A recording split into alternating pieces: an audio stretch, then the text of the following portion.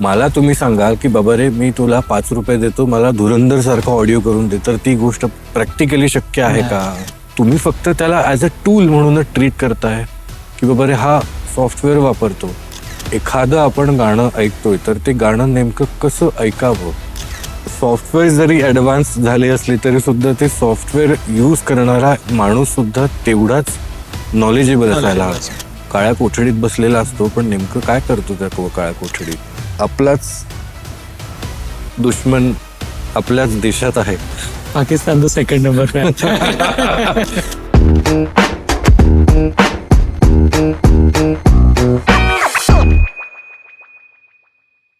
नमस्कार, तुमचं पुन्हा एकदा सुराज्य पॉडकास्ट या सिरीज मध्ये स्वागत आहे. आज आपल्यासोबत आहेत मयूर बक्षी सर, ज्यांनी मराठी तसेच हिंदी चित्रपटसृष्टीमध्ये साऊंड डिझायनिंग, त्यानंतर ऑडिओ, बॅकग्राऊंड म्युझिक हे काम केलेलं आहे. कोणताही चित्रपट किंवा सिरीज जेव्हा आपण बघतो त्याच्यातलं जे काही इमोशन असतं ते इमोशन आपल्यापर्यंत पोहोचवायचं काम त्याचं बॅकग्राऊंड म्युझिक, त्याचं साऊंड करत असतं. तर हे साऊंड, हे बॅकग्राऊंड म्युझिक, हे पूर्ण डिपार्टमेंट कशा पद्धतीने काम करतं ते आज आपण त्यांच्याकडून जाणून घेणार आहोत. नमस्ते सर. नमस्ते. तुमचं स्वागत आहे आमच्या सुराज्य या पॉडकास्ट सिरीज मध्ये. तर माझा तुम्हाला सगळ्यात पहिला प्रश्न हा असेल की मुळात चित्रपट झाल्यानंतर जे पूर्ण पोस्ट प्रोडक्शन असतं त्याच्यामध्ये ऑडिओचा जो पार्ट आहे तर ते मुळात काय असतं आणि ती पूर्ण प्रोसेस काय आणि कोणाकोणाचा त्याच्यात सहभाग असतो? मुळात मला असं वाटतं की एकदा एडिटर कडून सगळे व्हिज्युअल्स लॉक झाले, अख्खी फिल्म एडिट फायनल करून झाल्यानंतर मग एकंदरीत ऑडिओचं काम सुरू होतं. मग प्रत्येक डिपार्टमेंट आपला आपला डिपार्टमेंट सांभाळत असतो. जसं की एडीआर डिपार्टमेंट आहे. एडीआर डिपार्टमेंट काय करतं तर डायलॉग्स रेकॉर्ड करणं. अच्छा. एडीआरचा लॉंग फॉर्म काय? Automatic dialogue replacement. ओके. कारण आपण जेव्हा शूट करतो किंवा ते जे काही एकंदरीत फिल्म ऑडिओ पोस्ट साठी येते तेव्हा फक्त व्हिज्युअल्स असतात आणि एक पायलट ट्रॅक असतो. बऱ्याच वेळेला असंही होतं की आपण जेव्हा फिल्म शूट करत असतो त्यावेळेस सिंक साऊंड सुद्धा होत असतं. सिंक साऊंड म्हणजे नेमकं काय तर आपण शूट करत असताना जे माईक लावून तिकडचे जे आवाज रेकॉर्ड करतो आपण तेच आवाज घेऊन आपण फायनल फिल्म मध्ये आपण टाकून ते ऑडिओ तसे फायनल करू शकतो.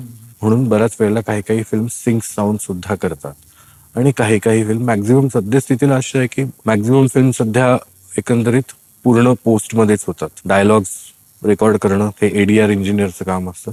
नंतर एक फॉली आर्टिस्ट. फॉली आर्टिस्ट आपले फॉलीज म्हणजे नेमकं काय की टापांचे आवाज, आपण गाडीतून उतरतोय तर गाडीच्या दरवाजाचा आवाज, हे सगळं एकंदरीत फॉलीज मध्ये येतात. आणि मग नंतर प्रत्येक सीन वाईज, आता रात्रीचा सीन आहे तर रातकिड्यांचे आवाज वगैरे, आणि मग दिवसा जर आहे तर चिमण्यांचे वगैरे असे आवाज हे अँबियन्सेस मध्ये होतात. ट्रॅफिक नॉईस आहे, हे सगळं अँबियन्सेस मध्ये होतात. आणि मग एक डिपार्टमेंट अजून आहे बॅकग्राऊंड म्युझिक. बॅकग्राऊंड म्युझिक आपले व्हिज्युअल्स पाहून तसं तसं तो म्युझिक करतो. हे तीनही डिपार्टमेंटचं काम संपल्यानंतर मेन काम उरतं मिक्सिंग इंजिनियरचं, फिल्म मिक्सिंग. मग हे तीनही गोष्टी एकत्रित करून साधारण आपण जेव्हा थिएटरमध्ये एखादी फिल्म पाहतो त्यावेळेला कुठेच आपल्याला असं जाणवत नाही की अरे ह्याचा आवाज थोडा कर्णकर्कश आहे किंवा अचानकच एकदम गाडी अशी पास झाली जवळून, तो अगदीच त्याचा आवाज खूप जास्त मोठा तर नाहीये ना. आणि बॅकग्राऊंड म्युझिक सुद्धा ते बॅकग्राऊंड सारखंच असायला हवं, ते फोरग्राऊंड वरती तर येत नाहीये ना.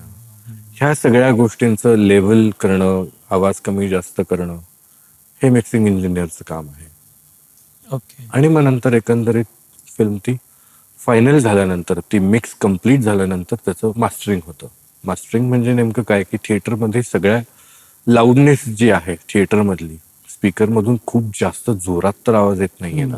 आपण नॉर्मल ऐकू शकतो ह्याच ह्याच्यामध्ये आहे ना एकंदरीत सगळे लेवल्स, हे मास्टरिंग मध्ये सर्वात जास्त पाहिलं जातं. मग एकदा मास्टरिंग झालं की मग फायनल फिल्म रेडी होते तशी. आणि याच्यामध्ये मेनली मॅक्झिमम पार्ट हा सॉफ्टवेअरचा असतो का ऍक्च्युअली ते आवाज तयार केले जातात वेगळे वेगळे वेज वापरून? मोस्टली तरी ना हे सगळे रेकॉर्ड केले जातात. अच्छा. टापांचे आवाज म्हणा किंवा अजून कुठले स्पेशली कधी पावसाचा असतो किंवा आभाळ गडगडतं हो हो वगैरे त्याच्या हे सुद्धा आवाज ऍक्च्युली रेकॉर्ड करतात स्टुडिओज स्टुडिओमध्ये तयार करतात. तयार करतात म्हणजे आपल्याला जेव्हा फिल्म येते तेव्हा त्याचा आवाज नसतो, तो आवाज पूर्ण रिक्रिएट करायचा असतो फिल्ममध्ये. ते सगळं रिक्रिएशन पार्ट मध्येच येतं. पण मग आजकाल आता तुम्ही जर साऊंड लायब्ररीज पाहिल्या तर तुम्हाला अगदी म्हणजे कोटीने साऊंड प्रोफाईल सापडतात. मग ती का नाही वापरली जात? म्हणजे वेगळी तयार करायची गरज का पडते? बऱ्याच वेळेला आता होतं असं ना की मी एक तेरव नावाची एक फिल्म केली होती. त्याच्यामध्ये आता ती पूर्ण फिल्म शूट झाली आहे विदर्भात. अच्छा. त्यामुळे प्रत्येक एरियामध्ये पक्षी हे वेगवेगळे आहेत. रात्रीचे पक्षी वेगळे आहेत, संध्याकाळचे वेगळे आहेत, सकाळचे पक्षी वेगळे आहेत. ते रिजनचे कुठेतरी रिप्रेझेंटेशन करत असतात हे पक्षी. तर तिकडे जाऊन एकतर रेकॉर्ड करणं आलं किंवा ह्या साऊंड लायब्ररीज मध्ये जर ते पक्षी असतील तर ते तसे पक्षी त्या साऊंड लायब्ररीतून यूज करणं आहे. पण तो सेन्स असणं गरजेचं आहे. एक्झॅक्टली. आणि म्हणूनच मला असं वाटतं की जो कोणी फॉली आर्टिस्ट आहे किंवा जो कोणी मिक्सिंग इंजिनियर आहे त्याला ऍटलिस्ट जाणीव असायला हवी, कळायला हवं की ही फिल्म नेमकी कुठल्या रिजन मध्ये शूट झाली आहे. त्या पद्धतीने आणि त्या पठडीचे साऊंड्स यूज करणं, ते वापरणं हे फार जास्त महत्वाचं काम आहे असं मला वाटतं. आणि त्याच्यामुळे मग बऱ्याचदा असं ऍज अन ऑडियन्स आम्हाला कधी कधी मूवी खूप स्क्रीनवर खूप चांगली दिसत असते पण त्या ऑडिओनी काहीतरी डिस्कनेक्ट फील होतो. म्हणजे बरेच मूवी आता रिसेंटली मी टोस्टर मूवी पाहिला आणि त्यामध्ये असं वाटतं की स्क्रीनवरती जे चाललंय ते इम्पॅक्टफुल आहे पण बॅकग्राऊंड कुठेतरी किंवा तो साऊंड नाही मॅच करत आहे म्हणून एक डिस्कनेक्ट फील होतो. तर ते एक तर कशामुळे होतं आणि इतक्या बिग बजेट असलेल्या मूवीजला सुद्धा हा प्रॉब्लेम का फेस करावा लागतो? सगळ्यात महत्वाचं कारण म्हणजे एकतर डायलॉग डिलिव्हरी. जेव्हा शूट करत असतात त्यावेळेस प्रत्येक ऍक्टर ज्या इंटेन्सिटीने डायलॉग डिलिव्हर करतो त्याच इंटेन्सिटीने आणि त्याच इमोशन्सने कुठेतरी जेव्हा आपण डायलॉग रेकॉर्ड करतो स्टुडिओमध्ये तेवढ्याच इंटेन्सिटीने ते यायला हवेत. अच्छा. बऱ्याच वेळेला होतं असं की आपण शूट करत असताना जी इंटेन्सिटी आहे ती इंटेन्सिटी स्टुडिओत रेकॉर्ड करताना नाही येत, ती करावी लागते. जसा तुम्ही ऍक्टिंग तुमच्या परफॉर्मन्स मध्ये देता व्हिज्युअली तसाच तो परफॉर्मन्स ऑडिओ वाईज सुद्धा द्यायला हवाय. तेव्हाच ते कुठेतरी तो कनेक्ट जाणवेल. तोपर्यंत तो कनेक्ट जाणवणार सुद्धा नाही. बऱ्याच वेळेला होतं असं की आपण एखादं वाक्य आहे की अरे मी आज चहा प्यायला, हे जर आपण व्हिज्युअल्स मध्ये आहे आणि आपण रेकॉर्ड करताना अरे आज आपण चहा प्यायला, इमोशन्स नाही आहेत ना ह्या सगळ्या गोष्टींमध्ये, कनेक्ट कसं होणार? नाही आणि त्याच्यामुळे बऱ्याचदा मी काही मूवीज पाहिल्या आणि त्यातल्या त्यात मराठी मूवीज मध्ये हे मला प्रकर्षाने दिसलं की जेव्हा तो डायलॉग बोलला जातोय त्या माणसाचं स्क्रीन पासून जे डिस्टन्स आम्हाला जाणवतंय आणि आवाज अगदीच कानात आल्यासारखा वाटतो पण त्याच्यामुळे ते लक्षात येत नाही की नेमका हा माणूस बोलतोय कुठून आणि असा का आवाज येतोय. हे कसं असतं, हे काम ऍक्च्युली मिक्सिंग इंजिनियरचं असतं. आता समोरचा एखादा माणूस जर बाहेरून मला हाक मारतोय तर आपल्याला नेमकं ते कसं ऐकू येतंय, त्याचा आवाज इतका लाऊड असेल का, त्याचा व्हॉल्यूम त्याची इंटेन्सिटी एवढी क्लिअर असेल का, तर नाही. त्याचा आवाज त्या दरवाजाच्या बाहेर एक कुठेतरी मफल्ड येत असणार आपल्याला ऐकू. त्याच पद्धतीने आपल्याला तू व्हॉइस कुठेतरी ट्रीट करणं सुद्धा गरजेचं असतं, जेणेकरून ते वाटेल की अरे हा समोर कोणतरी दरवाजाच्या बाहेर मला हात मारतंय. त्याला टर्म काय वापरतात, ही कन्सेप्ट काय नेमकं की आवाज ऑडिटोरियम मधला आवाज किंवा आता छोट्या हॉल मधला आवाज? ही ऍक्च्युली ट्रीटमेंट म्हणतात ऍक्च्युली ह्या. कारण आता प्रत्येक रूमचं एक वेगळं रिव्हर्बरेशन आहे. आता मी ऑडिटोरियम मध्ये काहीतरी बोलतोय तर ऑडिटोरियमचा एक वेगळा रिव्हर्ब आहे. आपण एका रूम मध्ये बसलोय तर रूम मध्ये एक वेगळा रिव्हर्ब आहे. बाहेर जर आहोत आपण एखाद्या ग्राउंडवरती मी तुला हाक मारतोय तर त्या हाकेमध्ये सुद्धा एक वेगळा रिव्हर्बरेशन आहे. हे सगळे प्रत्येक जागेप्रमाणे ते तसा आवाज तो ट्रीट करणं फार गरजेचं आहे. तेव्हाच तो अजून जास्त लाईव्हली होतात. अदरवाईज ते खूप काय म्हणतो आपण, ते डेड होऊन जातं सगळंच. ओके. तर तुमचा जो 15 वर्षांचा एक्सपिरियन्स आहे, तर 15 वर्षांपूर्वीच पूर्ण ऑडिओ सगळं ट्रीटमेंट करणं आणि आज म्हणजे जेव्हा आपण टेक्नॉलॉजिकली इतके ऍडव्हान्स झालोय, आता तर AI सुद्धा आलंय. इज AI रिप्लेसिंग दिस? आणि टूल्स किती आता जे सॉफ्टवेअर्स वगैरे जे अजून ऍडव्हान्स झालेले आहेत, त्यांनी तुम्हाला म्हणजे फायदा होतोय का तसा काही फारसा फरक नाही पडलेला? मला असं वाटतं AI ने काही प्रमाणात मदत तर होतेच आहे, काही प्रमाणात. डेफिनेटली AI रिप्लेस करू शकत नाही अजून तरी. म्हणजे बरं, फायदा नेमका कुठल्या गोष्टीने होतोय, तर आपण असं बोलतोय आणि मागून कुठून तरी आपल्याला ट्रकचा आवाज आला, तर तो फार तर फार तो ट्रकचा आवाज आपल्या कॉन्व्हर्सेशन मधला तो ट्रकचा आवाज काढू शकतो आणि आपला आवाज कुठेतरी अजून छान मधुर करू शकतो तो, ओके. ज्याला आपण म्हणतो, थोडं टेक्निकल बोलायचं जर झालं तर इक्वलायझेशन, जेणेकरून आपल्या आवाजामधला बेस जो आहे, राईट. आपले स जे आहे ते अजून जास्त शार्प करू शकतो तो. एवढंच, अजून तरी एवढंच करू शकतो असं मला तरी वाटतं. बाकी अदरवाईज माझं काम AI रिप्लेस करेल का, तर नाही करू शकत. कारण हे खूप जरी टेक्निकल जरी असलं तरी सुद्धा मला असं वाटतं त्या गोष्टींमध्ये ह्युमन टच हा खूप जास्त महत्वाचा फॅक्टर आहे. आणि तो सेन्स पण असायला पाहिजे ना, Exactly. कुठे काय वापरायचं Yes. वगैरे. कारण एआयचं नॉर्मल जरी आत्ता तरी मला वाटतं की AI त्या सिच्युएशन मध्ये की तुम्ही नॉर्मल प्रॉम्प्ट जरी दिले तरी तो कन्फ्यूज होतोय.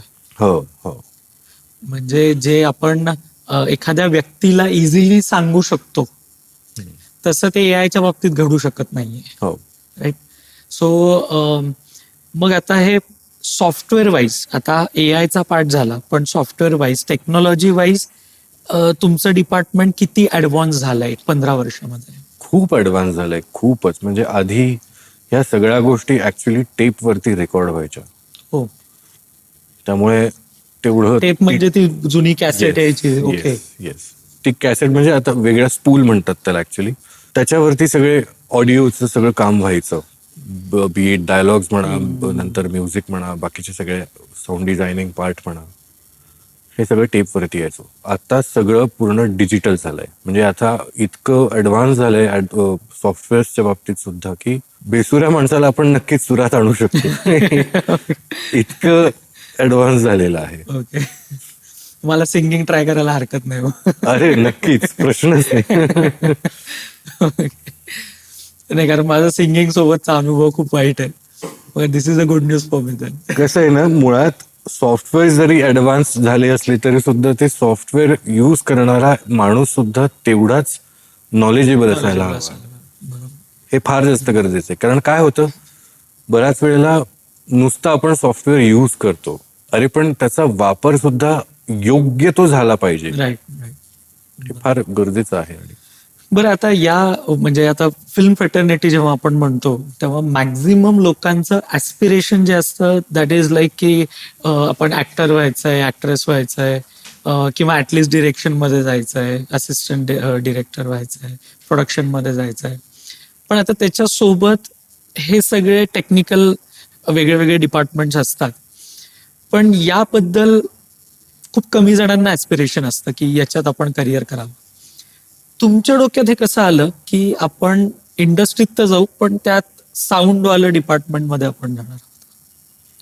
ह्याची ऍक्च्युली एक छोटीशी स्टोरी आहे. म्हणजे मी शाळेत असताना दूरदर्शनचं डीडी मेट्रो नावाचं चॅनल होतं. हो. ओके. त्या डीडी मेट्रोच्या चॅनलवरती AR रहमानचा लाईव्ह इन कॉन्सर्ट दाखवणार होते.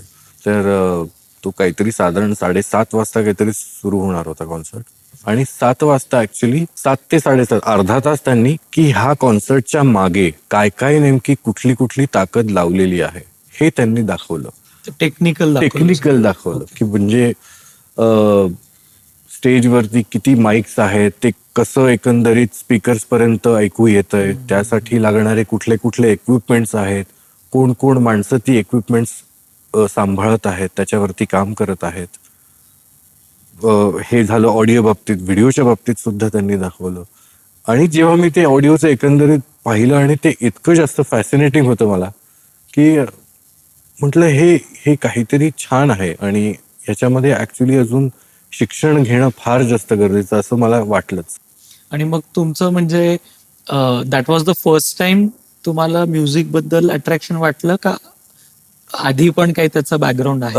माझी आई ऍक्च्युली लाईट क्लासिकल सिंगर आहे. हो. त्यामुळे लहानपणापासूनच संगीताचे संस्कार माझ्या कानांवरती होत आलेत. मी 15 वर्ष तबला शिकलो. बापरे. हो. एक गोष्ट मला अशी इथे एक म्हणायची की प्रत्येक साऊंड इंजिनियर म्युझिकली नॉलेजेबल सुद्धा असणं तेवढंच गरजेचं आहे.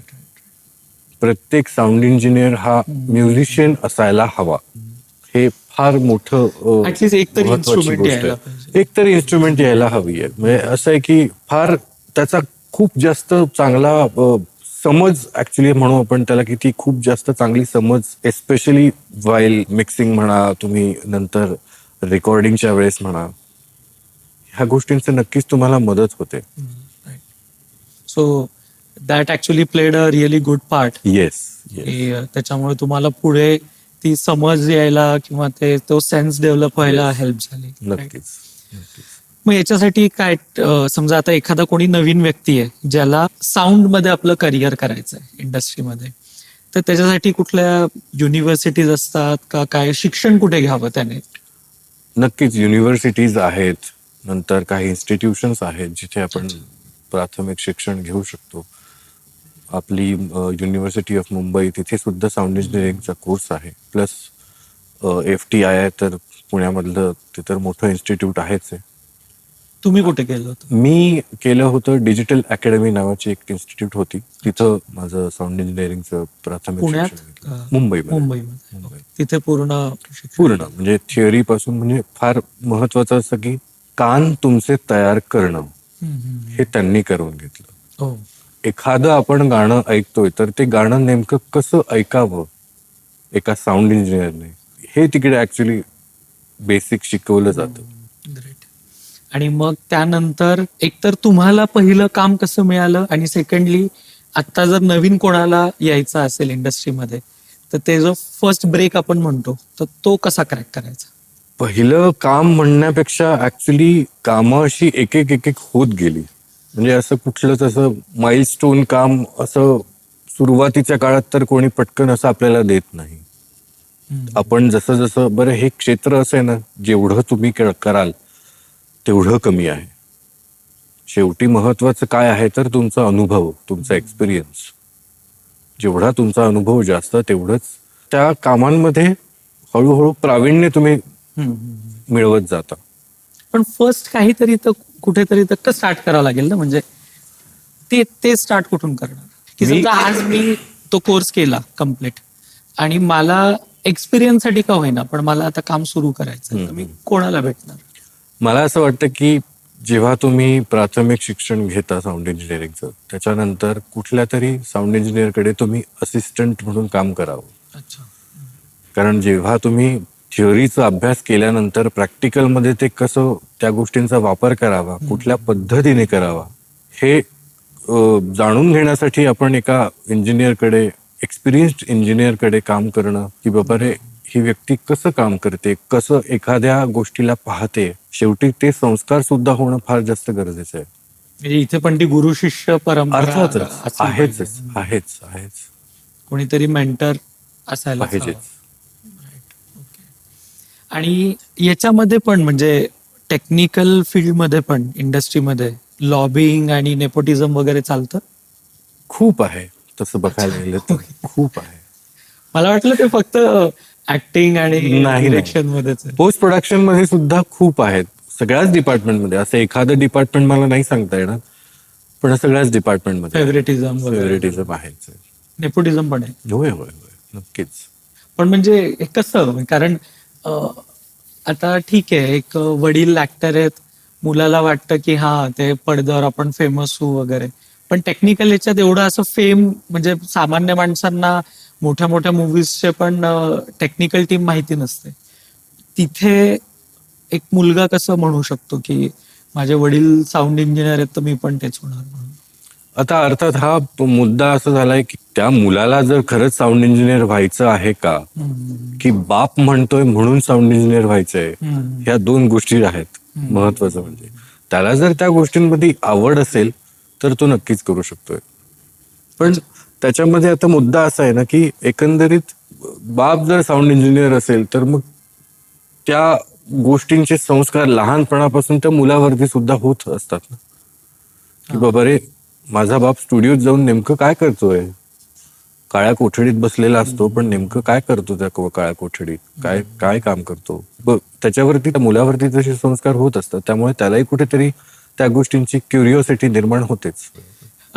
बरं, आता तुमचे जे काही माझ्याकडे जी प्रोफाईल आलेली आहे की तुम्ही कोटा फॅक्टरीसाठी पण काम केलेलं आहे, हॉस्टेल डेज साठी पण काम केलेलं आहे.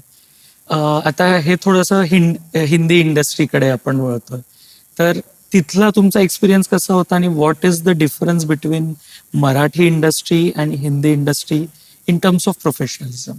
मला असं वाटतं हिंदीमध्ये खूप काही गोष्टी ज्या आहेत ना त्या खूप प्रोफेशनली, काय म्हणू त्याला आपण, की वेळेचा एक मान राखला जातो. ती एक प्रोसेस जी आहे ती प्रोसेस प्रॉपरली फॉलो होते हिंदीमध्ये. मराठीत नाही होत. मराठीत होते पण बऱ्याच वेळेला असंही होतं की जेव्हा एखादी फिल्म आपण फायनल मिक्सच्या स्टेजवरती आल्यानंतर, फिल्म मिक्स झाल्यानंतर आपण परत व्हिज्युअल्स एडिट करावे का? कारण जेव्हा आपण फायनल मिक्स झालेली फिल्म परत आपण जेव्हा व्हिज्युअल्स एडिट करतो तेव्हा ती फिल्म अख्खी पूर्ण जे मिक्स इंजिनियरने जे काम केलेलं असतं ते अक्षरशः संपूर्ण डब्यात जातं. ओके. कारण जे ऑटोमेशन आवाजाचं कमी जास्त जे आहे ते सगळं एकंदरीत पूर्ण हलतं ना. त्याची टाइमलाईन जी आहे, त्याची जी प्रोसेस आहे ती पूर्ण हलून जाते. त्यामुळे परत सुरुवातीपासून व्हिज्युअल्स जसे हल्ले तसे परत सुरुवातीपासून त्याला त्याच्यावरती काम करणं आलं. ओके. आणि तुमचं आतापर्यंत जे काही काम आहे त्याच्यामधला सगळ्यात एक असा बेस्ट मेमोरेबल कोणता इन्सिडेंट किंवा कोणता अनुभव होता की जिथे तुम्हाला वाटलं की यार खूप काहीतरी भारी काम घडलंय आपल्या हातून? मला असं वाटतं तेरवं नावाची एक फिल्म मी केली होती. अच्छा. त्या फिल्मला महाराष्ट्र शासनाचं 5 कॅटेगरीजमध्ये नॉमिनेशन होते. त्यामुळे ती एक फिल्म मला असं वाटतं की खूप छान घडली माझ्या हातून असं म्हणता येईल. आणि मग याचा दुसरा एक प्रश्न असा विचारतो की सगळ्यात वाईट एक्सपिरियन्स काय होता या पूर्ण जर्नी मधला? वाईट अनुभव खरं सांगायचं तर ते रोजच्या रोज कोण ना कोणतरी कुठल्या ना कुठल्या रूपाने ते येतच असतात. त्यामुळे त्या गोष्टी किती काउंट करायच्या आणि त्याच्यावरती आपण काय नेमकं अनुभव घेतो आणि तो अनुभव घेऊन आपण कसं पुढे जातो हे जास्त महत्वाचं आहे. बरं, आता एक माझे काही फ्रेंड्स आहेत की जे फिल्म इंडस्ट्रीमध्ये टेक्निकल फील्डमध्ये वर्क करतात आणि त्यांच्याकडून काही डिस्टर्बिंग इनपुट्स पण माझ्यापर्यंत पोहोचले रिगार्डिंग फायनान्शियल टर्म्स. तर मराठी इंडस्ट्रीत जे काही डिस्ट्रीब्युशन असतं फायनान्सचं, बजेटचं, तर ते पोस्ट प्रोडक्शन आणि ॲक्च्युअल शूट याच्यामध्ये बऱ्यापैकी तफावत असते असं मला कळलं. तर what was your experience? So मला असं वाटतं की एकतर प्रोडक्शनमध्ये मॅक्झिमम बजेट एक्झॉस्ट झालेलं असतं एका प्रोड्युसरचं. त्यामुळे उरल्या बजेटमध्ये सुद्धा पोस्ट प्रोडक्शन करायचं आणि त्यामध्ये सुद्धा आजकाल इतकं असं झालंय की एक वेगळी ना लॉबी तयार झाली आहे की बाबा रे मी तुला काही काम देतोय, 10 रुपयाचं काम, हे तुला 10 रुपये घे, मी तुला काम देतोय म्हणून त्यातले मी 2 रुपये घेणार, ऍक्च्युअल काम तुझं झालं मग ते 8 रुपयाचं. ही अशी एकंदरीत लॉबी तयार झाली आहे. ह्या गोष्टींमध्ये झालं कसं ना की तुम्ही प्रोडक्टकडे लक्ष जात नाही तुमचं. तुम्ही कोणाला किती काम देताय आणि त्याचे पर्सेंटेज किती तुम्ही घेताय ह्यावरती सर्वात जास्त सगळ्यांचा एकंदरीत खूप जास्त फोकस झालाय असं मला वाटतं. प्रोडक्ट तुमचं कसं होतंय ह्या सगळ्या गोष्टींमुळे तुमच्या प्रोडक्टवरती तर काही परिणाम होत नाहीये ना, ह्या गोष्टींचं कुणीच पाहत नाही असं मला वाटतं.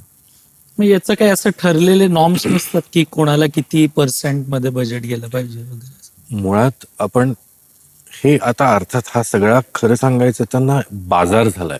आजकाल फिल्म मेकिंग नाही झालंय, ते सगळ्यांना पूर्ण बाजार झालाय त्याचा. फिल्म मेकिंग हा प्रकारच उरला नाहीये. सगळीकडे प्रत्येकाला, प्रत्येक माणसाला कुठेतरी बिझनेस पॉइंट ऑफ व्ह्यूने सगळा विचार होतो. पण आपलं हे जे फील्ड आहे हे खरंच बिझनेस जरी असलं तरी सुद्धा क्रिएटिव्ह फील्ड आहे ना. हो. त्या अनुषंगाने कुठेतरी तेवढा विचार आणि तेवढा आचार होणं फार जास्त गरजेचं आहे असं मला वाटतं. तर पॅशननी आलं पाहिजे. एक्झॅक्टली. नॉर्म्स तसं ऍक्च्युली सुरुवातीपासूनच ठरवायला हव्यात ह्या सगळ्या गोष्टींचे नॉर्म्स, की बाबा रे प्रोडक्शनला साधारण पूर्ण फिल्मच्या बजेटचं एकंदरीत 40%, नंतर पोस्ट प्रोडक्शनला एकंदरीत पूर्ण बजेटच्या फिल्मचं 40%, आणि मग उरलेले 20% तुम्ही बाकीचं प्रमोशन आणि ह्या सगळ्या गोष्टींमध्ये करा. हे जर प्रॉपर पर्सेंटेज वाईज कुठेतरी आपण हे अलोकेट केलं तर तेव्हा कुठेतरी त्या फिल्मला न्याय मिळतो. तुम्ही जर बजेट तुमचं जवळपास 80% बजेट तुम्ही प्रोडक्शनमध्ये जर एक्झॉस्ट केल्यानंतर 20% बजेटमध्ये तुमचं पोस्ट प्रोडक्शन खरंच होऊ शकतं का? त्या क्वालिटीचं नाही होणार. बरं, मिक्सिंग इंजिनियर हा काय माथाडी कामगार नाहीये ना, की एका बाजूला वाळू उचलली आणि दुसऱ्या बाजूला वाळू टाकली. नाही, त्याचं काम तेवढं क्रिएटिव्ह आहे ना. He is an artist.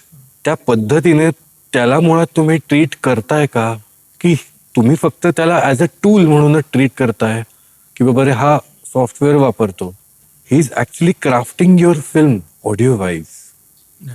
पण तेवढं त्याला तेवढं रेम्युनरेशन खरंच अजूनपर्यंत माझ्या म्हणजे अनुभवातून आणि एकंदरीत ऐकिवात सुद्धा नाहीये, की बाबा रे ह्या गोष्टी तशा पद्धतीने झालेल्या आहेत. मग याच्यामध्ये जे साऊंड डिपार्टमेंट असतं त्यांची इन्व्हॉल्वमेंट तुम्हाला काय वाटतं कुठून सुरू झाली पाहिजे? म्हणजे एक मूवीचं एखाद्याच्या डोक्यात आयडिया आली की आपल्याला एक मूवी, एक चित्रपट बनवायचा आहे, तर मग त्यात साऊंड हा पार्ट कधीपासून इन्व्हॉल्व्ह होतो? म्हणजे मला असं वाटतं की जेव्हा ऍक्च्युली आपण शूट सुरू करतो किंवा शूट सुरू करण्याच्या आधीपासून, की बाबा रे मला ही लोक आहेत, हे ह्यांचं डिपार्टमेंट ह्यांनी सांभाळावं असं मला वाटतं ऍज अ प्रोड्युसर किंवा ऍज अ डायरेक्टर. तर त्या माणसांना तेव्हापासूनच इन्व्हॉल्व्ह करणं गरजेचं आहे. बऱ्याच वेळेला होतं असं की एकंदरीत फिल्म शूट झाल्यानंतर त्या फिल्मचं बॅकग्राऊंड म्युझिक सुद्धा होतं, त्याच्यानंतर मग मिक्स इंजिनियर इन्व्हॉल्व्ह होतो अगदी लास्ट स्टेजला. का? माझी फिल्म जर मॅक्झिमम आउटडोअर आहे आणि त्या एका पर्टिक्युलर रिजन मधली, तर मग ते मला तेवढंच ऍज अ मिक्स इंजिनियर मला तेवढंच सुखकर होतं की बाबा रे ऑन लोकेशन जो साऊंड इंजिनियर आहे त्याच्याकडून मला 4 गोष्टी रेकॉर्ड करून मला तोच ऑडिओ मला फायनलमध्ये यूज करता येईल. जशाचा तसा आपण रिक्रिएट करतोच तो आवाज, पण त्या रिक्रिएशन मध्ये कृत्रिमता जास्त असते. तिथे जर ऑन लोकेशन आपण जर रेकॉर्ड केलं तर त्या गोष्टींमध्ये खूप जास्त रिअलिस्टिक त्या सीनची व्हॅल्यू तेवढीच अपलिफ्ट होते ना. त्यामुळे मला असं वाटतं की सुरुवातीपासूनच ऑडिओ इंजिनियर हा मिक्स इंजिनियर एस्पेशली इन्व्हॉल्व्ह असायला हवाय. मग मराठी इंडस्ट्रीमध्ये तुम्हाला काय वाटतं की असं काय चेंज करणं गरजेचं आहे की जेणेकरून we can create something exceptional? जसं आता आपण साऊथ इंडस्ट्रीमध्ये बघतो कांतारा मूवी, आणि त्याचं बीजीएम वॉज लाईक एपिक. म्हणजे इवन जसं असं मूवी पुढे सरकतोय तसे तसे इन्स्ट्रुमेंट्स चेंज होत आहेत, बॅकग्राऊंड म्युझिक चेंज होत आहे, पूर्ण कॅनव्हास KGFचं म्युझिक. म्हणजे तिथे ते होऊ शकतंय आणि आपल्याकडे नाही होऊ शकत आहे. तो डिफरन्स येतोय कुठे? Is it just because of the budget, or की आपण टॅलेंट पण आपल्याकडे लॅकिंग आहे? What is the problem? मला असं वाटतं की सध्या ना कोणाशी ताळमेळ उरला नाहीये.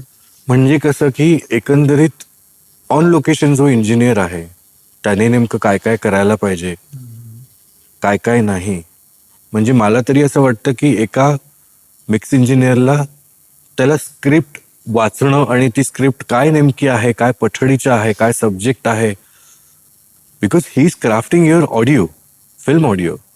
त्यामुळे त्याला त्या गोष्टींचं एकंदरीत ज्ञान असायला हवं की ही फिल्म जी करणार आहे मी आता, ह्याचा विषय काय आहे, काय जॉनरमध्ये आहे, कशी एकंदरीत ह्या फिल्मला आपण ट्रीटमेंट द्यायला हवी आहे, त्यासाठी आपल्याला लागणारं काय काय साहित्य आहे.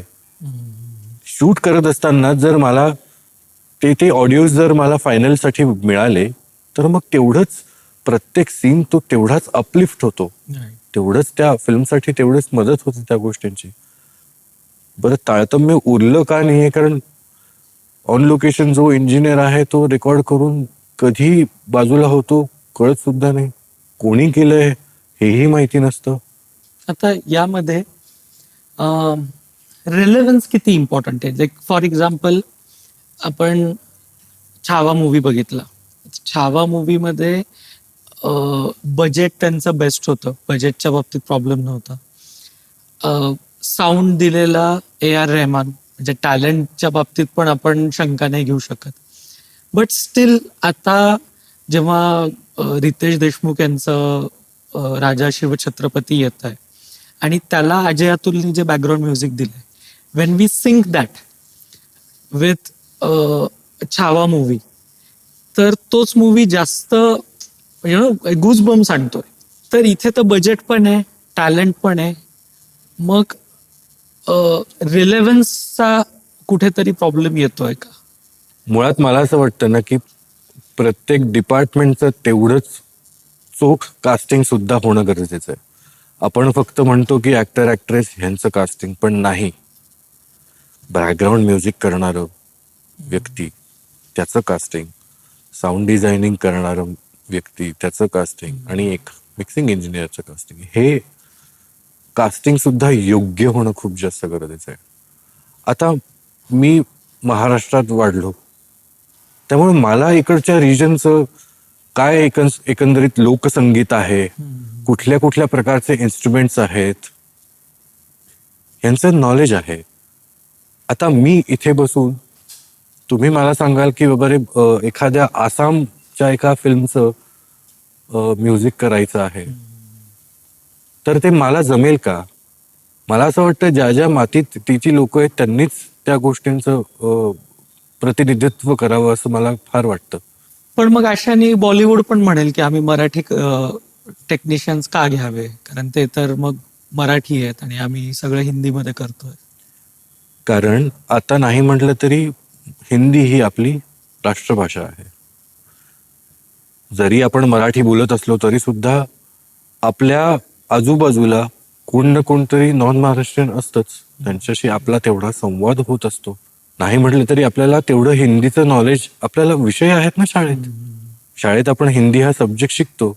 बरं नॉन महाराष्ट्रीयन माणसं मराठी हा विषय घेऊन शिकतात का? तर नाही शिकत. मग मला असं वाटतं की बऱ्याच वेळेला असंही होतं की मराठी फिल्म्स जे कोणी करतायत, फॉर एक्झाम्पल डायलॉग रेकॉर्डिंग म्हणा किंवा अजून काही कुठलं डिपार्टमेंट असेल म्हणा, साऊंड डिझायनिंग डिपार्टमेंट असेल म्हणा, ती सुद्धा लोक महाराष्ट्रीयनच हवेत.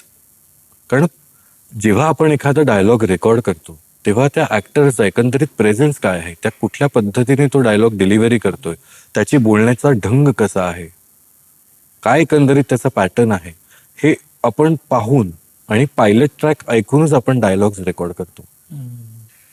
बऱ्याच वेळेला असं होतं की काही काही ऍक्टर्सचं असं एखादं वाक्य म्हटल्यानंतर म्हणजे अशी एक बोलण्याची पद्धत असते, पण तर नॉन महाराष्ट्रीयन माणूस ते खरंच कॅप्चर करू शकतोय का? ते त्याला असं वाटतं की तो फक्त एवढंच करतोय, पण ते शब्द आहे ना तिथे, त्यासाठी ती भाषा शिकणं सुद्धा गरजेचं आहे मला असं वाटतं. त्यामुळे मला स्पष्ट म्हणायचं इथे की मराठी फिल्म्स करत असताना मॅक्झिमम महाराष्ट्रीयनच, मराठी माणसांनीच काम करावं. जसं आता बाकी इंडस्ट्रीज मध्ये पण आपण ऐकतो, तर मराठी इंडस्ट्रीमध्ये पण क्रेडिट चोरणं किंवा क्रेडिट न देणं, वेर इट इज ड्यू, हे प्रकार चालतात मराठीमध्ये. तर हो, म्हणजे होतात अशा गोष्टी, अजूनही ते होतं की बाबा रे क्रेडिट लिस्ट मध्ये नाव कोणाचंच आहे पण ऍक्च्युअल मध्ये काम कोणतरी दुसरंच करून गेलेलं आहे, असं कसं? असं होतं.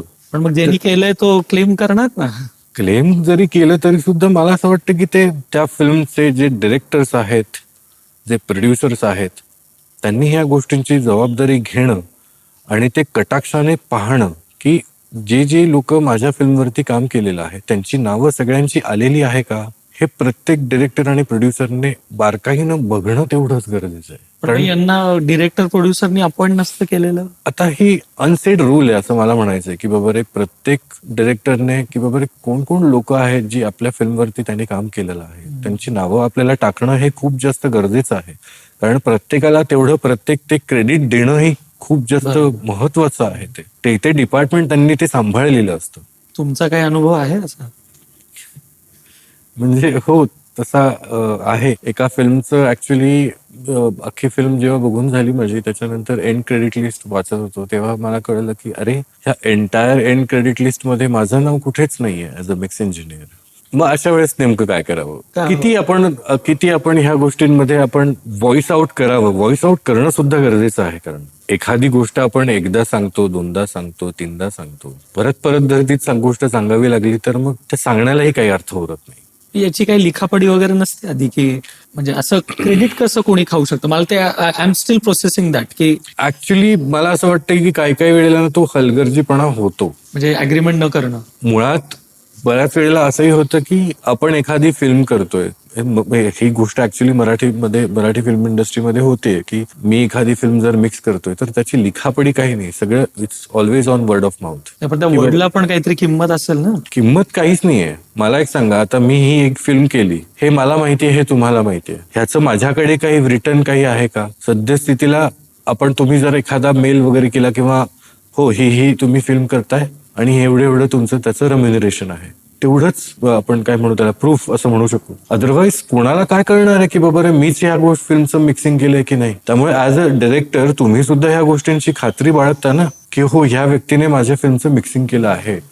ह्याचं क्रेडिट सुद्धा तेवढं देणं गरजेचं आहे आपल्याला. ह्या गोष्टींचं कुठेतरी आपल्याला जबाबदारी सुद्धा असते. ती जबाबदारी पार पाडणं सुद्धा फार गरजेचं आहे. बऱ्याच वेळेला खूप हलगर्जीपणा होतो की अरे आपण साधे स्पॉट बॉयज किंवा अजून स्टुडिओ चहा कॉफी देणारी माणसं त्यांचं सुद्धा नाव आपण लिहू नये. आपण रात्री 12, 1, 2 वाजता वगैरे आपण चहा वगैरे पितो तेव्हा सुद्धा आपण ते बिचारे उठून बनवून आपल्याला करून देतात. त्यांची सुद्धा आपल्याला नावं देणं गरजेचं आहे ना. नाही म्हटलं तरी त्या फिल्मला दिलेले त्यांनी सुद्धा एक छोटंफार योगदान आहेच ते. मग अशाने मग मराठी माणसाच्या शब्दावर विश्वास कसा ठेवायचा? हा मोठा प्रश्नचिन्ह नाही खरं सांगायचं तर. ते म्हणतात ना आपलाच दुश्मन आपल्याच देशात आहे तसं येते. पाकिस्तान तर सेकंड नंबर. एक्झॅक्टली. मग मला असं वाटतं की मग हे जर आपल्याला मराठी इंडस्ट्री पुढे घेऊन जायची आहे तर त्यासाठी हे थोडं स्ट्रक्चर्ड होणं गरजेचं आहे. खूप गरजेचं आहे. सगळे खरं सांगायचं तर ह्याचं जसं मी तुम्हाला थोड्या वेळापूर्वी म्हणालो की कोणाचंच कोणाशी ताळमेळ नाहीये. बस चाललंय काही स्ट्रक्चर्ड नाहीये. सगळ्या गोष्टींचं लिखापडी व्हायला हवी आहे. सगळ्या गोष्टी रिटर्न मध्ये व्हायला हव्यात. जेव्हा आपण एखादी स्टोरी लिहितो स्टोरी लिहून झाल्यानंतर जेव्हा ती ऑन द फ्लोअर जाते त्यावेळेस कुठल्या माणसांचं कुठलं डिपार्टमेंट आहे ह्या सगळ्या गोष्टींची नावं लिहिणं सुद्धा गरजेचं आहे. त्या नावासकट त्यांचं एकंदरीत XYZ रेम्युनरेशन प्रत्येक डिपार्टमेंटचं इतकं क्लॅरिटी एका प्रोड्युसरला असायला हवी असं मला स्पष्ट म्हणणं आहे. कारण जोपर्यंत तुम्ही ते करणार नाहीत तोपर्यंत ऍज अ प्रोड्युसर सुद्धा तुम्हाला 4 गोष्टी कळणार नाही की अरे आपला नेमका पैसा कुठे आणि किती जातोय. सर माझा नेक्स्ट क्वेश्चन हा आहे की 2 मूवीज आहेत. एक मोनिका ओ माय डार्लिंग आणि आता रिसेंटली रिलीज झालेला धुरंधर. या दोन्ही मूवीज मध्ये जो सीन आहे आणि त्याचं जे इमोशन आहे आणि जे बॅकग्राऊंड म्युझिक दिलेलं आहे ते दोन्ही पण कॉन्ट्रास्ट मध्ये. म्हणजे सीन काहीतरी वेगळा चालू आहे जसं फॉर एक्झाम्पल सीन हॉरर आहे आणि म्युझिक हॅपी दिलेलं आहे. Still it creates the impact. हे असं कसं शक्य आहे? आजकालची एकंदरीत गाणी किंवा आपण बॅकग्राऊंड म्युझिक जरी म्हटलं तरी ती जास्त करून रिदम बेस्ड आहेत. मेलोडी बेस जास्त करून आजकाल गाणी सुद्धा नाही आहेत. आपण अजूनही जुनी गाणी का ऐकतो? कारण ती सगळी गाणी मेलोडिकली खूप जास्त एनरिच्ड आहेत. आजकाल आपण सगळ्यात जास्त भर कुठे देतो तर रिदमिक गाण्यांवरती. आता धुरंधरचं जरी म्हटलं तरी बॅकग्राऊंड मध्ये जरी सगळ्या व्हिज्युअली धाडधूड जरी असलं तरी सुद्धा त्याच पद्धतीने एकंदरीत रिदमिकली तेवढा इम्पॅक्ट देणारं बॅकग्राऊंड म्युझिक आहे. फक्त एकच इमोशन सीन कुठे आहे की बाबा रे जसकिरत जेव्हा त्याच्या घरी जातो तिथेच तो एकंदरीत एंडला तिथं मेलोडिकली बॅकग्राऊंड म्युझिक तसं त्या पद्धतीने दिलं. बाकी पूर्ण मूवीमध्ये जुनी गाणी ती रिमिक्स करून बस इलेक्ट्रॉनिक सगळं म्युझिक आहे तसं बघायला गेलं तर. तुम्हाला काय वाटतं की मराठी इंडस्ट्रीमध्ये टेक्निकल जे डिपार्टमेंट्स असतात त्याच्यामध्ये साऊंड रिलेटेड कितपत अवेअरनेस आहे आणि किती असायला हवं? सद्यस्थितीला मला असं वाटतं की एका डिरेक्टरला सुद्धा साऊंडच्या बाबतीतलं तेवढं अवेअरनेस आहे का? एक आपण माणूस जेव्हा नेमतो आपल्या फिल्मसाठी की बाबा रे ह्याचं फॉलीज वगैरे करून देणं आहे, मग मला असं वाटतं की तेवढं अवेअरनेस अजूनही नाहीये, तेवढं महत्व अजूनही फिल्मच्या ऑडिओसाठी दिलं गेलं नाहीये किंवा देत नाही आहात. ते द्यायला हवंय. सगळं कम्प्युटराइज्ड झालं म्हणून सगळ्या गोष्टी खूप जास्त इझी झाल्या आहेत, तर असं नाहीये. इझी झाल्यात पण त्या पद्धतीने, योग्य पद्धतीने त्या गोष्टींचा वापर होणं हे सुद्धा फार जास्त महत्वाचं आहे. आता एक सीन चालू आहे, त्या सीन मध्ये जर बॅकग्राऊंड म्युझिक त्या सीनचं जर नसेल, त्या सीनशी साजेसं जर नसेल, तर तो सीन मुळात अपलिफ्ट होईल का? तर नाही होणार. पण हा अवेअरनेस तसं पाहिजे तितका नाहीये. मग ते अवेअरनेस आणण्यासाठी काय करता येईल? क्रांती घडून आणावी लागेल, तेव्हाच तो अवेअरनेस होईल. कारण खूपच म्हणजे जेव्हा आपण बघतो ना पूर्ण फिल्म इंडस्ट्री म्हणजे इंडियन सिनेमा जेव्हा आपण म्हणतो, बाकी सगळे रिजनल मूवीज आणि बॉलिवूड तर आहेच, ते काहीतरी खूप एक्सपोनेन्शियल, खूप वर्ल्ड क्लास लेवलचं बनवण्याच्या मागे आहेत. आणि आपल्याकडे चांगले कन्सेप्ट आहेत, बट स्टील मूवीज त्या लेवलचे असे अद्भुत काहीतरी घडत नाहीये. मग ती उदासीनता नेमकी कुठे आहे? म्हणजे मला असं वाटतं एकतर बजेट पासूनच सगळी उदासीनता आहे. हो, मला तुम्ही सांगाल की बाबा रे मी तुला 5 रुपये देतो, मला धुरंधर सारखा ऑडिओ करून दे, तर ती गोष्ट प्रॅक्टिकली शक्य आहे का? नाहीये ना. पाव किलो साखर आहे, त्या पाव किलो साखरमध्ये आपण कोणाकोणाच्या तोंडात किती चमचे टाकणार? 10 तोंड असतील तर ती पाव किलो पुरेल का? नाही पुरणार ना. पण आता मराठी इंडस्ट्री महाराष्ट्रात आहे, महाराष्ट्रामध्ये मुंबई आहे, मुंबईमध्ये सगळे पूर्ण भारतातून काय जगातून लोक येतात, ती मुंबई महाराष्ट्रात, आणि स्टील मराठी चित्रपटासाठी बजेट नाही, असं कसं होऊ शकतं? तेच म्हणतोय ना की एकतर प्रोडक्शन मध्येच आधीच कसं झालंय ना की मराठी फिल्म्सला एकतर बजेट्स तसं बघायला गेलं तर फार कमी आहेत. पण का, म्हणजे बजेट ऍक्च्युअल पैसा कमी आहे मराठी माणसाकडे का नियत कमी आहे? मला असं वाटतं की नियत कमी आहे, कारण पैसा जरी असला तरी तो योग्य पद्धतीने त्या पैशाचा व्यवस्थित सदुपयोग होतोय का हे बघणं सुद्धा गरजेचं आहे. कारण होतं असं की एकतर तुम्ही प्रोडक्शन मध्येच मॅक्झिमम बजेट जेव्हा एक्झॉस्ट होतं, उरतं बजेट पाव किलो, त्या पाव किलो मध्ये तुम्हाला पूर्ण पोस्ट प्रोडक्शन करायचं असतं. आपण ह्या क्षेत्रात काम का करतो? आता मी ह्या क्षेत्रात काम का करतो? कारण मला ह्या क्षेत्राची फार जास्त आवड आहे. माझं उदरनिर्वाह जर ह्या क्षेत्रात असेल तर नाही म्हटलं तरी मला माझं घरही चालवायचं आहे ना. Right. इथे कोणी चॅरिटी करायला बसलेलं नाहीये. मग याच्यामध्ये असं होऊ शकतं का की एक 2-3 चांगले चांगले मोठे प्रोड्युसर्स एकत्र येऊन एकच काहीतरी छान चित्रपट असा बनवला मराठी, हो, तर काहीच हरकत नाहीये. बऱ्याच वेळेला होतं असं की फिल्मचं बजेटच असतं 20-25 लाख रुपये आणि मग नंतर त्याच्यावरतून तुम्हाला सबसिडी पण मिळवायची असते 40 लाखाची. त्या बजेटमध्ये काय होणार? मग मला सांगा, एक्झॅक्टली, मग मला सांगा की नेमकं इथे कोण किती चुकतंय आणि कोणावरती किती ताशेरे ओढायचे. शेवटी काय आहे की कुठेतरी फुल प्रूफ प्लॅन असायला हवाय ना सुरुवातीपासून. तो नाहीये, तो बनवायला हवाय. त्यासाठी कुठेतरी क्रांती घडवायला हवी. हे सबसिडी प्रॉब्लेम आहे. प्रॉब्लेम असं नाही म्हणता येणार. मुळात सबसिडी सुरू का झाली? कारण जे मराठी प्रोड्युसर्स आहेत त्यांना थोडाफार हातभार मिळावा, त्यासाठी आपण सबसिडी सुरू केली आहे ना. की इथे फक्त मलाई खायला बसवलेत लोक, जे ऍक्च्युअल मध्ये लोक कामं करतायत त्यांना क्रेडिट सुद्धा कधी कधी देताना कुतराई होतीये तुमची. म्हणजे नेमकं तुम्ही काय करताय? फिल्म मेकिंग करताय की फक्त मलाई खायला बसलेत तुम्ही? बिझनेस करा, तुम्ही बिझनेस करा. बिझनेस करण्याबद्दल नाही म्हणत नाही मी, पण ह्या सगळ्या गोष्टींमध्ये की अरे जी डिपार्टमेंट तुम्ही जे फिल्मसाठी देताय ते नावापुरतं नका देऊ ना, तेवढं त्याला क्रेडिट मिळणं सुद्धा गरजेचं आहे इन टर्म्स ऑफ नाव and in terms of remuneration too. तुम्ही म्हणाल की बाबा रे मला फक्त 10,000 तुम्ही फिल्म करून द्या, तर कसं शक्य होईल? आता आपण धुरंधरचं बघूया. धुरंधरच्या एकंदरीत ऑडिओ डिपार्टमेंटमध्ये, साऊंड डिपार्टमेंटमध्ये किती क्रेडिट्स आहेत हे तुम्हाला माहिती आहे का? आपण आता लगेच बघूया, थांबा.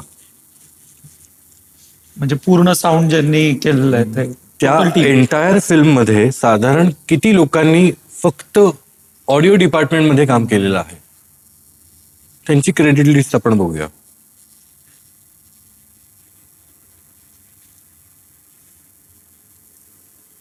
टोटल 36 लोक आहेत. जे फक्त साऊंड डिपार्टमेंटमध्ये आहेत. ही अशी लिस्ट आहे. बापरे. त्याच्यातही वेगळे वेगळे छोटे छोटे डिपार्टमेंट आणि ते त्यांना काम करावं लागतं. फॉली आर्टिस्ट म्हणा, एडीआर इंजिनियर म्हणा, ऑन लोकेशन इंजिनियर म्हणा, मिक्स इंजिनियर म्हणा, असिस्टंट मिक्स इंजिनियर म्हणा, हे तर आता मेन असे सब कॅटेगरीज झाले. Engineer, sound effects, sound recordist, additional sound mixer, प्रत्येकाचे असिस्टंट पुन्हा. मग आता मराठीत पण एवढी टीम असते का इथे ऍक्च्युअल क्रेडिट दिलं जातं? आता मी माझी एक फिल्म केलेली आहे, त्याचं आपण साऊंडचं डिपार्टमेंट बघूया. संसारा आपण फिल्म घेऊया. संसारा मराठी मूवी. संसारा मराठी मूवी जी 2025 मध्ये रिलीज झाली. त्याच्या ऑडिओ डिपार्टमेंटमध्ये साऊंड डिपार्टमेंटमध्ये फक्त 2 नावं आहेत. एक साऊंड डिझायनर आणि एक मिक्सिंग इंजिनियर. म्हणजे धुरंधरसाठीचं जे एकंदरीत ऑडिओ पोस्टसाठी किंवा ऑडिओसाठीचं जे काय बजेट होतं, तेवढं एंटायर बजेट खरंच मराठी फिल्मसाठी असतं का? मी असं म्हणत नाही की इकडे सगळेच लोक पैसे खायला बसलेत, नाही. मला एवढंच म्हणायचंय की बाबा हे प्रत्येक डिपार्टमेंट सांभाळणारे तेवढीच मेहनत घेत आहेत, तर त्या मेहनतीचं कुठेतरी त्यांना तेवढा मोबदला सुद्धा मिळायला हवा. प्रत्येक मराठी मूवी आपण जेव्हा बघतो तेव्हा अरे बजेट कमी आहे, अरे बजेट कमी आहे, सगळेच. पण याच्यामध्ये जे हे बजेट कमी आहे म्हणणारे असतात ना, त्यांचा एक डिफेन्स असतो की मराठी प्रेक्षक हा थिएटरमध्ये येऊन मराठी चित्रपट बघत नाही, आणि त्याच्यामुळे म्हणजे ती एक सायकल आहे की मराठी चित्रपटांना प्रेक्षक मिळत नाही म्हणून बजेट मिळत नाही म्हणून मग त्या एक विशियस सायकल मध्ये कुठेतरी अडकल्यासारखं वाटतं. ऑनेस्टली सांगायचं झालं तर आता मला एक गोष्ट सांगा. दशावतार सारखी आपली फिल्म झाली एक. हा, दशावतार रिलीज केव्हा झाली? दिलीप प्रभावळकरांची. दशावतार रिलीज केव्हा झाली? कांतारा जेव्हा रिलीज झाली तेव्हाच दशावतार सुद्धा रिलीज झाली. कांतारा सोबत आपली दशावतार फिल्म हाऊसफुल जात होती दशावतार. जवळपास नाही म्हटलं तरी 2 महिने ती चित्रपटगृहात होती फिल्म, जवळपास 2 महिने. आजकाल मराठी चित्रपट किती दिवस टिकतायत? तुम्ही तसा विषय घेऊन या ना, तेवढा इंटरेस्टिंग, आणि तेवढं तुम्ही काम करा ना त्या फिल्म मध्ये. नंतर तुम्हाला मलई खाता येईलच. तुम्हाला मलई खाणं हा जर फक्त तुमचा उद्देश किंवा मोठो असेल तर फिल्मकडे आधी लक्ष द्या. फिल्म झाल्यानंतर मग तुम्हाला ती मलई मिळेलच ना. मला पण वाटतं की आता सैराट सारखा मूवी असेल किंवा दुनियादारी सारखा मूवी असेल, तर जेव्हा चांगले मूवीज प्रेक्षकांकडे जातात तर मराठी प्रेक्षकही येतात मूवीज, आणि चांगलं आता जवळपास किती 90 का 100 करोडचं सैराटनी जर कलेक्शन केलंय, याचा अर्थ मराठी प्रेक्षक अवेलेबल नाहीये असं नाही होऊ शकत. मराठी प्रेक्षक आहे. त्या लेवलचं काम त्यांच्यापर्यंत न्यावं लागेल. नक्कीच. बऱ्याच वेळेला होतं असं की आपण एखादी फिल्म जेव्हा रिलीज करतो, ती फिल्म रिलीज केल्यानंतर ती लोकांपर्यंत पोहोचत सुद्धा नाही की अरे अशी नावाची फेक फिल्म येऊन गेली म्हणून, कळत सुद्धा नाही. Direct OTT. मग तुम्हाला जर म्हणजे अगदीच बजेट नाही तर मग तुम्ही फिल्म नका करू. म्युच्युअल फंडात पैसे इन्व्हेस्ट करा, तेवढे तुम्हाला तेवढं रिटर्न तरी मिळेल. फिल्म कशाला करता मग तुम्ही? नका करू ना. मग एकंदरीत आता हे सगळं जेव्हा आपण डिस्कस करतोय आणि एक तर सिद्ध होत आहे की मराठी मूवीजची quality up to the mark जात नाहीये, ठीक आहे, तर what you think, what is the reason?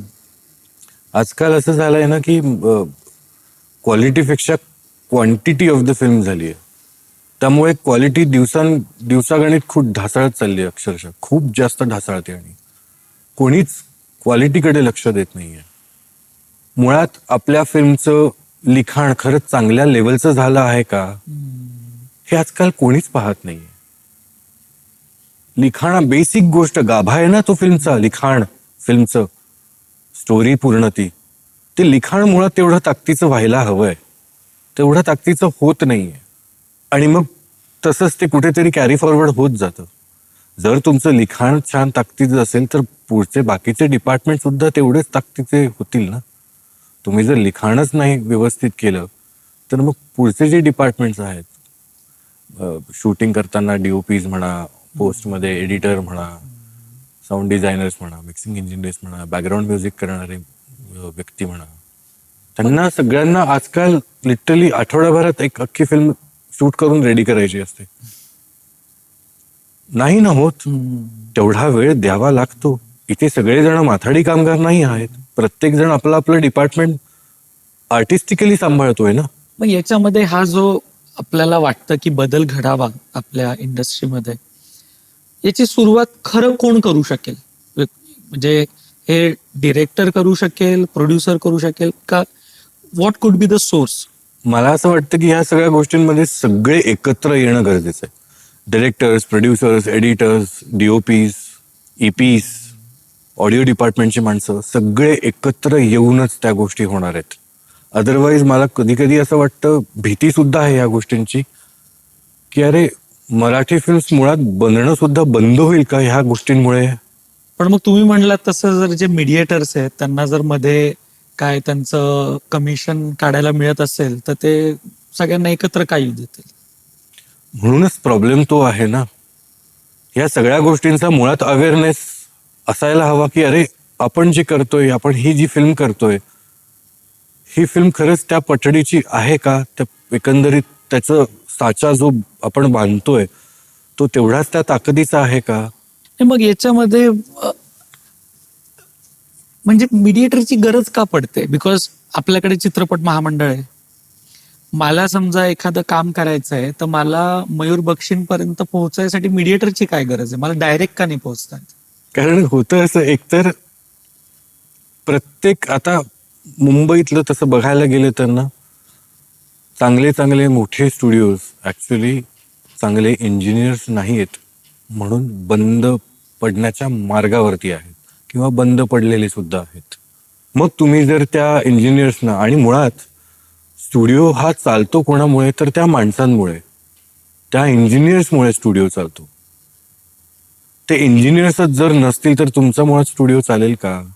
कोणाला जर डायरेक्टली माझ्याशी साधायचा, संपर्क साधायचा असेल तर मग तो डायरेक्टली तो माझ्याशी साधू शकतोय ना. बऱ्याच वेळेला होतं असं की बाबा रे, तुम्ही सपोज एक फिल्म डिरेक्टर आहात आणि मी स्टुडिओ आहे. तुम्ही म्हणाल की तुम्ही मला ही फिल्म देताय ऑडिओ पोस्टसाठी, त्याचं 10 रुपये असं एवढं बजेट आहे. त्यामध्ये सुद्धा तुम्हाला तुमची स्वतःची सुद्धा मलाई खायची असते. तुमचे पर्सेंटेज मी म्हणत नाहीये, तुमचा बिझनेस तुमच्यापाशी. पण ह्या सगळ्या गोष्टींमुळे जे ऍक्च्युअल लोक कामं करतायत त्यांच्यापर्यंत किती पोहोचतोय पैसा, हे पर्सेंटेज घेताना तुम्हाला सुद्धा मुळात लाज वाटायला पाहिजे की अरे हा पैसा त्या लोकांपर्यंत खरंच पोहोचतोय का, आणि जेवढा पोचायला पाहिजे तेवढा मुळात पोहोचतोय का.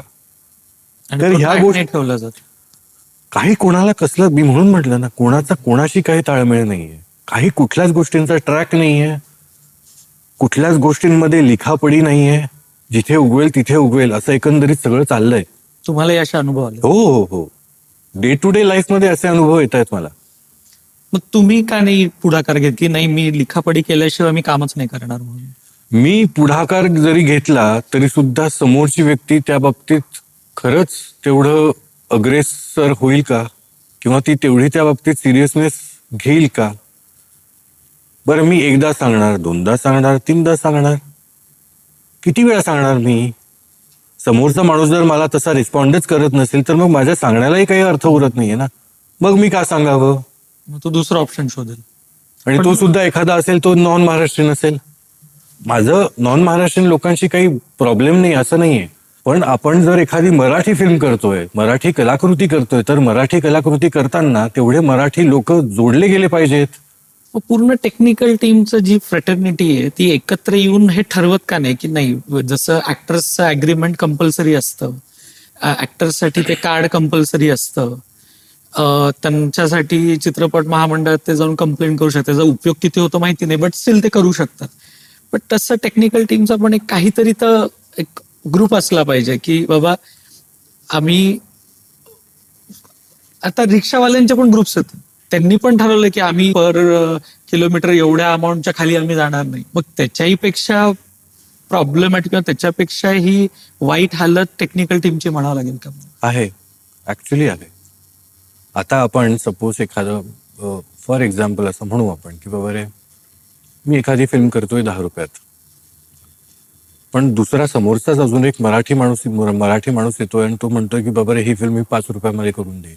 त्यामुळे तुम्ही ऍज अ प्रोड्युसर किंवा डिरेक्टर त्या 5 रुपये माणसाला द्यायला हवंय की ज्याने ऍक्च्युली तुमची फिल्मची क्वालिटी खराब होणार आहे, की 10 रुपये माणसाला द्यायला हवी आहे?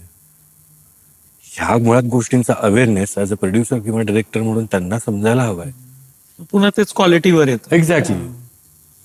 तुम्हाला जर क्वांटिटीवरतीच लक्ष द्यायचंय तर मग तुम्ही पैसे नका इन्व्हेस्ट करू, नका फिल्म बनवू. मग मग मुद्दा असाही येतो की मराठी माणूसच मराठी माणसाचं एकंदरीत त्यांच्या खांद्यावरती पाय ठेवून पुढे जाऊ पाहतोय. जसं मी मगाशी म्हणालो की भारताचा सगळ्यात मोठा शत्रू हा भारतातच आहे. तसं आहे. मला कुठेतरी असं वाटतं की ह्या सगळ्या गोष्टींमध्ये कुठे युनिटी नाहीये. प्रत्येक जणाला आपल्या आपल्या पद्धतीने कामं करायची, प्रत्येक जणांची शैली वेगळी आहे. त्यामुळे त्या पद्धतीने त्यांचे ते एकंदरीत बजेट ठरवतात. म्हणूनच आजकाल मराठी फिल्म्स का टिकत नाहीयेत थिएटर्सला सुद्धा. तुमचं असोसिएशन आहे का पण? असोसिएशन ऍक्च्युली मराठी फिल्म इंडस्ट्रीसाठीच असं काही नाहीये. असायला पाहिजे. असायला पाहिजे. माझ्या मते या निमित्ताने आपण हे नक्कीच प्रपोज करू शकतो नक्कीच हो. की असं कुठलं तरी एक असोसिएशन व्हायला हवं की जिथे सगळे मराठी इंडस्ट्रीतले जे टेक्निकल टीम आहे ते रजिस्टर्ड असतील किंवा त्यांना रजिस्ट्रेशन करावं लागेल आणि तिथून मग एक बेंचमार्क सेट होईल की हे या पद्धतीचं काम जर करून घ्यायचं असेल तर एवढं बजेट किंवा एवढं % ऑफ बजेट तुम्हाला द्यावं लागेल म्हणून. मला असं वाटतं की जेव्हा आपण एखादी फिल्म बनवतोय ऍज अ प्रोड्युसर म्हणून की बाबा रे माझा ह्या फिल्मसाठी 100 रुपये लागणार आहेत, सुरुवातीलाच मला असं वाटतं की प्रत्येक डिपार्टमेंटसाठी एक वेगळं तेवढं पर्सेंटेज बजेट हे अलोकेट करायलाच हवंय सुरुवातीपासून. तेवढं जर बजेट असेल तरच तुम्ही फिल्म्स करा, अदरवाईज फिल्म्स नका करू. उगाच करायची म्हणून क्वांटिटी आपल्याला वाढवायची नाहीये फिल्म्सची. सगळ्या एकंदरीत फॅक्टर्स मध्ये होतं असं ना की क्वालिटी काहीच राहत नाहीये. शेवटी काय आहे, एखादा माणूस एक मिक्स इंजिनियर सपोज त्या फिल्मसाठी जर काम करतो तर तेवढा जर त्याला मोबदला मिळत नसेल तर त्याला इन्स्पिरेशन मुळात कुठून मिळणार आहे? तो पण असंच काहीतरी काम करून मग त्यापेक्षा माथाडी कामगार बरे. तो रिस्पेक्ट मॉनिटरी टर्म्स मध्ये दिला जात नाही, नाहीच मिळत आहे ना. कारण तो पण एक it is a form of like insult की जेव्हा तुम्ही समोरच्याच्या कामाच्या बदल्यात ड्यू क्रेडिट पण देत नाही, ती अमाऊंट पण प्रॉपर देत नाही, तर मग ते इन्सल्टिंग ट्रीटमेंट झाली. ती बऱ्याच वेळेला पेमेंट सुद्धा म्हणजे असं आहे की बाबा रे इतकी सध्या वाईट अवस्था आहे की अरे महिन्याभरानंतर देतो, अरे 2 आठवड्यानंतर देतो.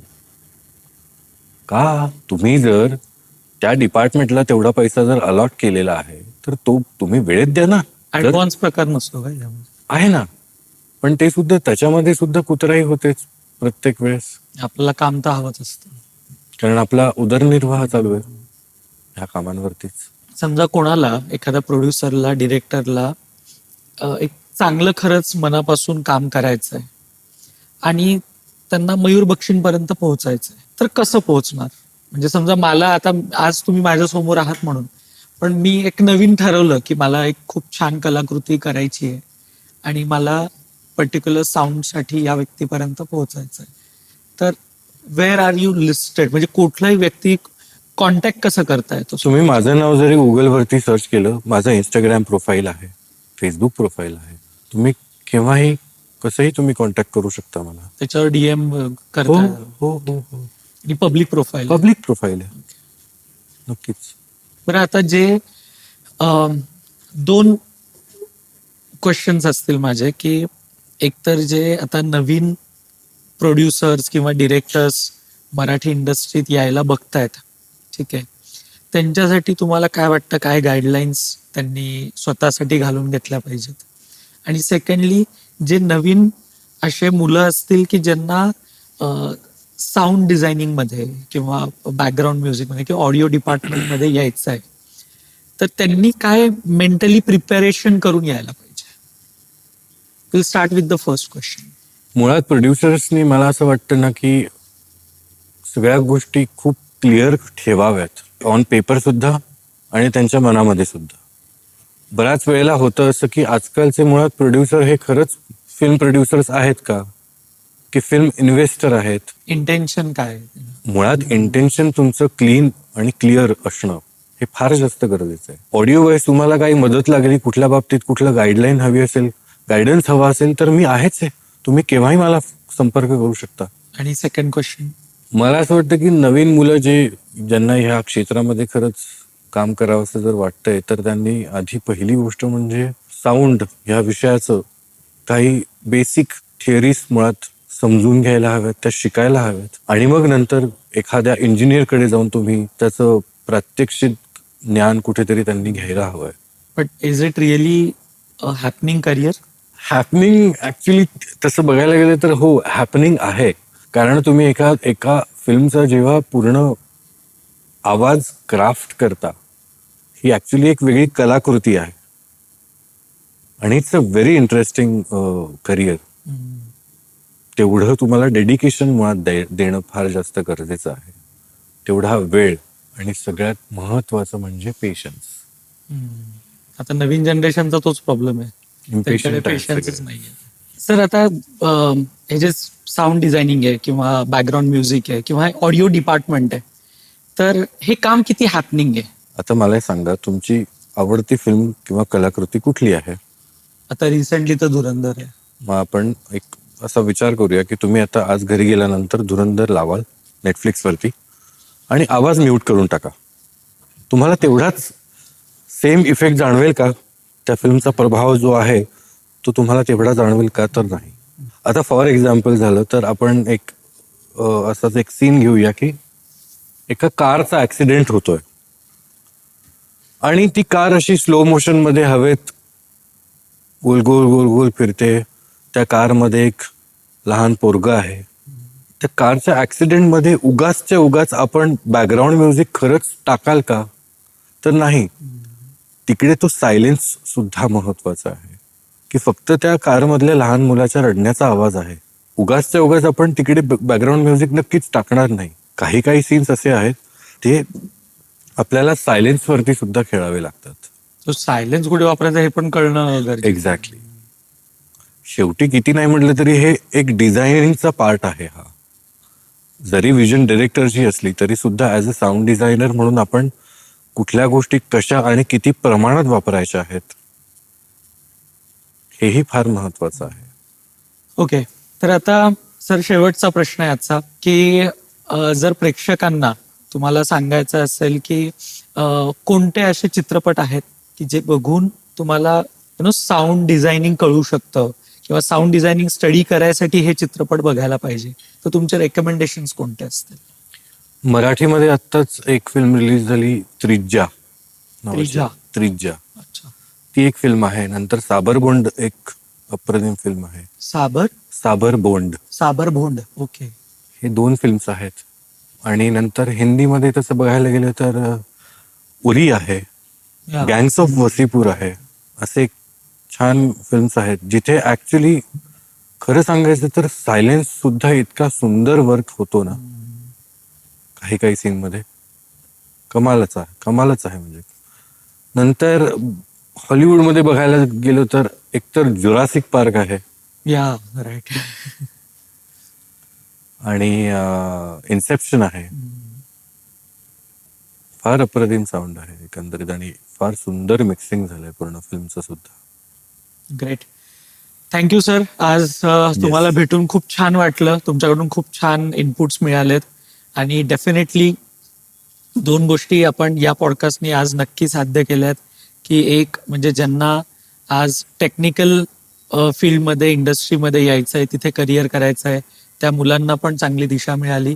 आणि सेकंडली जे डायरेक्टर प्रोड्युसर्स मराठी इंडस्ट्रीमध्ये ज्या काही चुका त्यांच्याकडून होतात किंवा त्यांनी काय अजून डेव्हलपमेंट करायला पाहिजे, तर तो पण मेसेज खूप क्लिअरली त्यांच्यापर्यंत पोहोचलेला आहे. आणि वी होप की अजून आपण बेटरमेंट आणू शकतो, अजून आपण डेव्हलपमेंट आणू शकू आपल्या इंडस्ट्रीमध्ये. So thank you for coming and hope you enjoyed. Thank you. तर आज आपल्यासोबत होते मयूर बक्षी सर, ज्यांनी त्यांचा एक्सपिरियन्स आज आपल्यासोबत शेअर केला. त्यांनी साऊंड डिपार्टमेंटमध्ये मराठी तसेच हिंदी इंडस्ट्रीमध्ये खूप चांगलं योगदान दिलेलं आहे. खूप त्यांचे चित्रपट वेब सिरीज आपल्यापर्यंत पोहोचलेले आहेत. त्यांच्या गायडन्समुळे नक्कीच कितीतरी मुलांना आज साऊंड डिपार्टमेंटमध्ये वर्क करायचं एक प्रेरणा मिळेल. आणि त्यांचे जे इनपुट्स आहेत त्यांनी आपल्याला मराठी चित्रपटसृष्टीमध्ये पण काय काय चेंजेस करता येतील, काय काय बदल घडवून आणता येतील याचं पण त्यांनी खूप छान आपल्याला काही पॉइंट सांगितलेले आहेत. तर तुम्हाला काय वाटतं पुढच्या पॉडकास्टमध्ये तुम्हाला कोणाला बघायचंय या सुराज्य पॉडकास्ट सिरीजमध्ये? कमेंटमध्ये नक्की सांगा.